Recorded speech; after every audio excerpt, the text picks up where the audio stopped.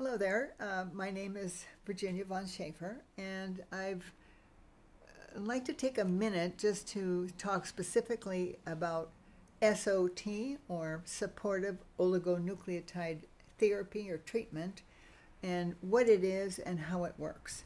I've made a number of videos about how this technique or therapy can be used to target Epstein-Barr virus, herpes virus, HPV, CMV, hepatitis B, hepatitis C, and even different Lyme organisms, as well as cancer.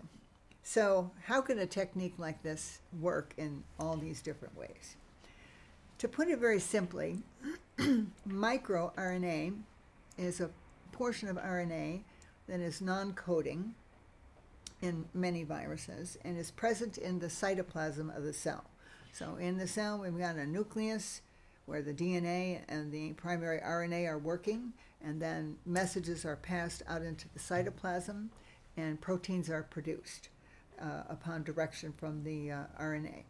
Now, microRNA is very interesting because it is a cell signaling device and can actually direct how the DNA is transcribed from the cytoplasm. Now, this is very, very important because it involves the perpetuation of perhaps an unwanted entity like one of these viruses, or even cancer cells, or the Lyme bacteria. So the way the technique is set up, and it's been established in the literature and in reality and use by the Cancer Research Lab, RGCC, for well over a decade. And basically, because we have the capability now to analyze and sequence readily microRNA, they can do that in the lab. And microRNA is short. It's only 22 base pairs or oligonucleotides long.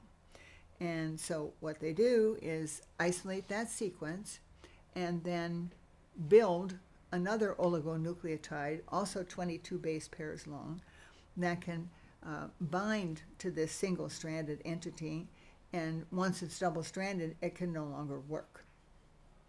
Now, the therapy itself, or the treatment, then becomes an IV infusion of millions of these little antisense oligonucleotide molecules.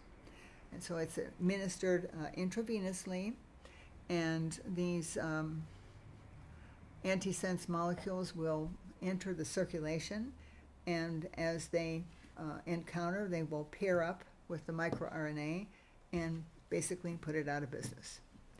So that's really how it works in a very simple way. There are, of course, other complex nuances, but the bottom line is that with this technique, you can identify and eradicate some of these unwanted entities that otherwise are not treatable.